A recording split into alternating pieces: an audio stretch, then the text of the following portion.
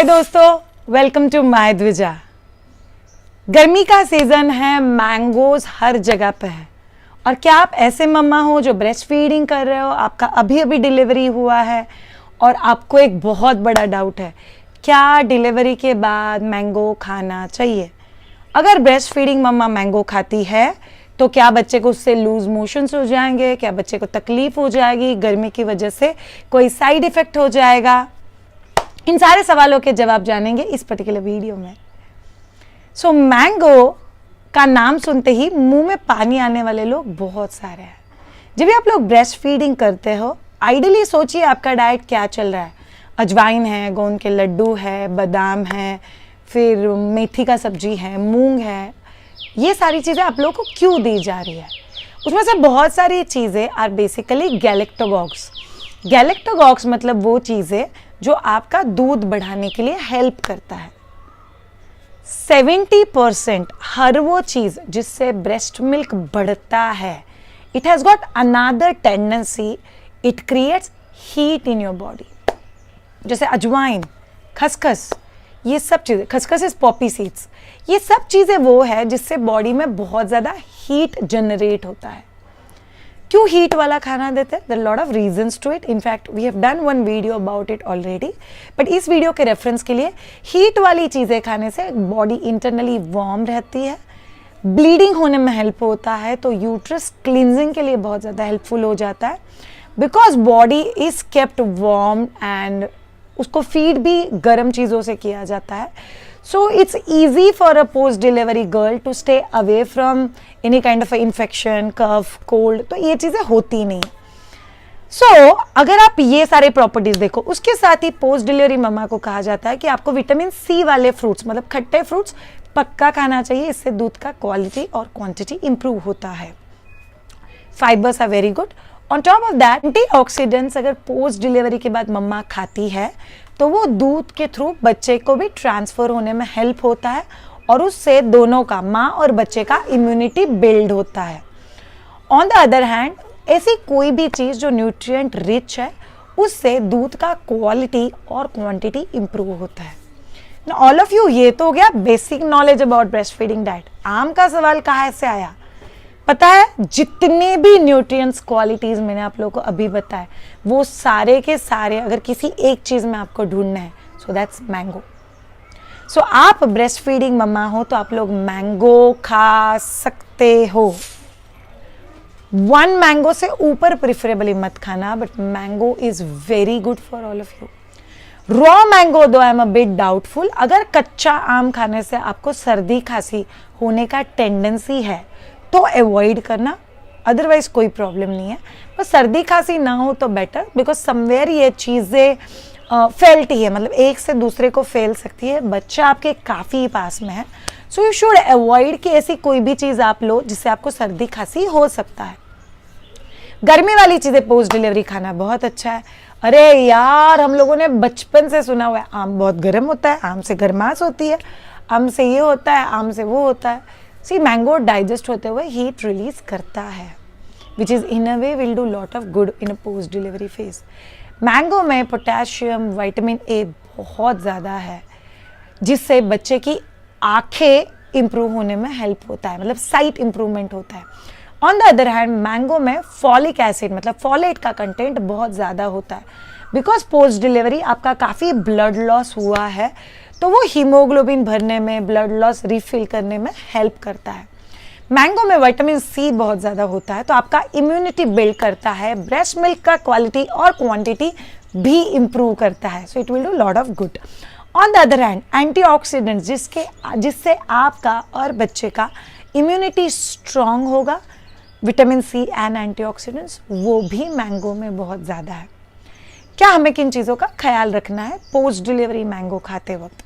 आप में से कोई प्रेग्नेंट है और आप लोग मैंगो खाना चाहते हो, हम लोगों ने वो वीडियो ऑलरेडी कर दिया है, प्रेगनेंसी एंड मैंगो।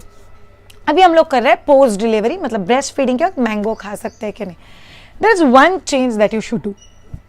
अगर आप लोग मैंगो को रस, मतलब आम रस बना के खा रहे हो, तो उसमें थोड़ा सा सौंठ का पाउडर डाल देना। सूंठ बेसिकली होता क्या है? अदरक को सुखा के ड्राई करके उसका जो ड्राई पाउडर होता है उसको सूंठ बोलते हैं। तो अगर आप लोग आमरस में थोड़ा सा सूंठ डाल के अगर लेते हो, सौंठ बोलते हैं बेसिकली उसको, वो अगर डाल के लेते हो तो it's easy for digestion, in the sense जैसे उसका हीट का प्रॉपर्टी थोड़ा सा कम हो जाता है। On the other hand mango में आइडियली वो कॉम्पोनेंट्स होते हैं which helps you for better digestion. So post delivery आप काफ़ी हेवी चीज़ें खा रहे हो, जैसे मैंने बोला बादाम, ड्राई फ्रूट के लड्डू, गोंद, भाकरी, और घर वाले वैसे भी शीरा, घी, ये चीज़ें ज़्यादा खिलाते हैं, तो उसके डाइजेशन में काफ़ी हेल्प होता है। So mango will actually complement your post delivery diet. Last but not the least, कुछ चीज़ें जो मैंने क्लिनजिंग के तौर पे प्रेगनेंसी और आम के वीडियो में बताई है, वही यहाँ पे भी एप्लीकेबल है। प्रीफरेबली आम को पानी में 4 से 5 घंटे के लिए भिगो बिफोर यूजिंग। उस पानी में थोड़ा सा नमक डालो, ताकि अगर ऊपर कोई दवाइयाँ छिड़की हुई है, कोई वाइट कोट आया हुआ है, तो क्लीन हो जाएगा। If you are making pieces, थोड़ा सा घी उसमें ऐड कर दो। इफ़ यू आर मेकिंग आम रस, उसमें थोड़ा सा दूध और उसके साथ आपको थोड़ा सा सौंठ भी ऐड करना है। So that will complement again your breast feeding. Last but not the least, in fact मेरी मदर इन लॉ बहुत अच्छे से बोलती है। मेरी छोटी वाली डॉटर का डिलीवरी 15 अप्रैल को हुआ था। एंटायर पोस्ट डिलीवरी फेज मैंने हर रोज़ मैंगो खाया, every day 1 mango when I was exclusively breast feeding my daughter. मैंने मेरे दोनों भी बच्चों को पाउडर का दूध कभी नहीं दिया हुआ है। तो मैंगो खाने से जुलाब हो गए बच्चे को, लूज मोशन हो गया, मुड़शी हो गया। मुड़शी मतलब ऐसा बोलते हैं टेक्सचर वाला पॉटी हो गया। क्या ऐसा कुछ हुआ था बच्चे को? टू बी वेरी फ्रैंक, कुछ नहीं हुआ। स्लाइट पॉटी में चेंज, सो पॉटी के कलर में चेंज, पॉटी के टेक्सचर में change for first 6 months, it's absolutely normal. जैसे मैंने बोला, my mother in law is very particular about it. In fact she used to always tell me, first 40 days में जहाँ पे लोग आपको बोलते हैं कंप्लीट रेस्ट, एकदम अच्छा खाना, she will always say eat nutritious food, but eat all of that जो आप आपकी लाइफ में खाने वाले हो। मतलब चने की दाल आइडियली हम लोग मना करते हैं, बट मेरी मदर इन लॉ ने मुझे घर पे जब भी पूरन पोली बनाया था तभी 1/4 पूरन पोली खाने को दिया था। घर पे जब भी पाव भाजी बनाया था तभी पाव नहीं दिया था, बट भाजी दे दिया था। शी विल गिव मी मेरे लिए नॉन स्पाइसी बनाया हुआ खाना, उसके साथ ही इतुक सा स्पाइसी बनाया हुआ खाना। Every day I use to have butter milk, मतलब फ्रेश सुबह उठने के बाद कर्ड लगाया जाता था, और मैं हर रोज़ खाने में 1 कटोरी ताज़े दही का बनाया हुआ बटर मिल्क लेती थी। Every day aam I use to have, every day I will have more than 3 to 4 fruits।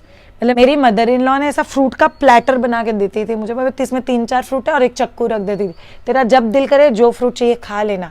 So right from santra, mosambi, kiwi, watermelon, mango, every bit I would have had. And they say it very beautifully that she belongs to a village, एक छोटे से गाँव से वो आई हुई है। और बोलते थे कि हमारे गाँव में बोलते थे फर्स्ट 40 days में जो भी खाना है खा लो, ताकि बच्चे का बॉडी सब चीज़ों के लिए अडाप्ट हो जाए। अगर आप लोग पहले कुछ भी नहीं खाते हो और फिर सडनली खाने लग जाते हो तो बच्चे का बॉडी भी वियर्ड रिस्पॉन्ड करेगा। Okay, now lastly I just want to tell you all of you, what you love eat in a moderate quantity. कभी नहीं मिला है वैसे नहीं खाना। और हर चीज़, अगर कोई नया चीज़ ट्राई करते हो तो बच्चे को ऑब्जर्व करते रहो। अगर किसी चीज़ से आपको लगे कि नहीं मुझे ऐसा लग रहा है, बच्चे को तकलीफ हो रहा है, take a break from that thing. वापस एक बार खा के ट्राई करो, 2-4 दिन बाद वापस तकलीफ हुआ, देन माइट बी आप वो पर्टिकुलर चीज़ को 2-3 महीने के लिए अवॉइड कर सकते हो। अगर आपको लगे कि नहीं मैंने आज खाया तकलीफ हुआ, परसों खाया तभी तो तकलीफ नहीं हुआ, दैट मीन्स उस चीज़ की वजह से तकलीफ नहीं हुआ था। So it's very easy. So I will always tell mamma, थोड़ा सा दिल थोड़ा सा दिमाग कॉम्बिनेशन में यूज़ करो, हर चीज़ खाओ, बहुत सारा पानी पियो, feel safe, feel healthy and enjoy your post delivery phase. याद रखना, बच्चा कभी भी वापस 1 दिन का, 2 दिन का, 1 महीने का नहीं होने वाला है। So you need to enjoy your food, stay happy, so that आप बच्चे को भी पीसफुली ब्रेस्ट फीड कर सकोगे। So thank you so much all of you mamas. If you like this particular video, please put it in the comment box और please subscribe button पे click कीजिए। Have a great time and bye.